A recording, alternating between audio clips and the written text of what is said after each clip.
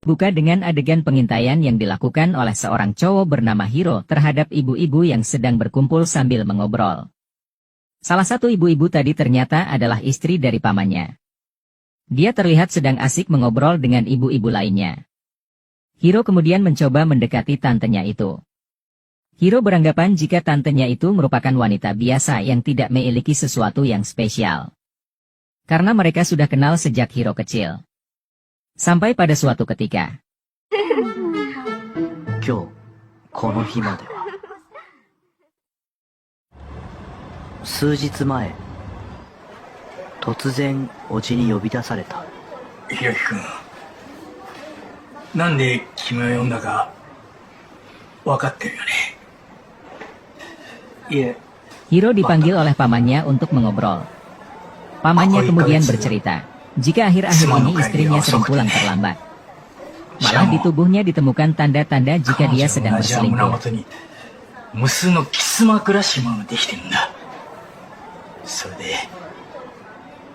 君のことを思い出したんだよ。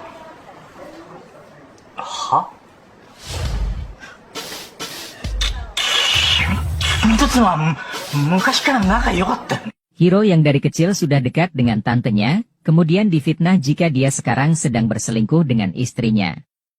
Terang saja hal itu dibantah oleh Hiro yang menganggap jika mereka dekat dari sejak Hiro kecil, dan menganggap hal itu mustahil. Si paman pun menyadari jika dia salah telah menuduh Hiro melakukannya.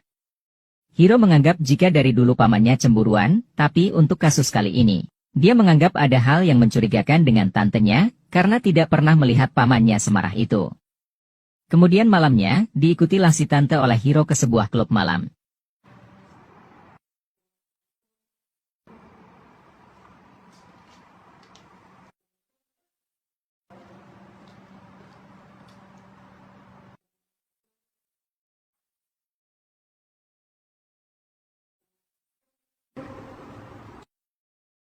Hiro kemudian menyadari jika si tante sekarang bekerja di sana. Dan sangat memungkinkan jika dia sebenarnya selingkuh dengan pelanggannya.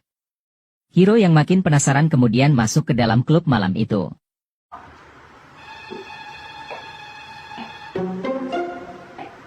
Dia di sana bertemu dengan petugas sambil menawarkan gadis yang ada di sana. Hiro yang tahu jika tantenya ada di sana karena melihat foto yang ditempel, kemudian mencoba menyewa si tante. Lalu masuklah Hiro ke dalam untuk bertemu si tante yang telah dia sewa.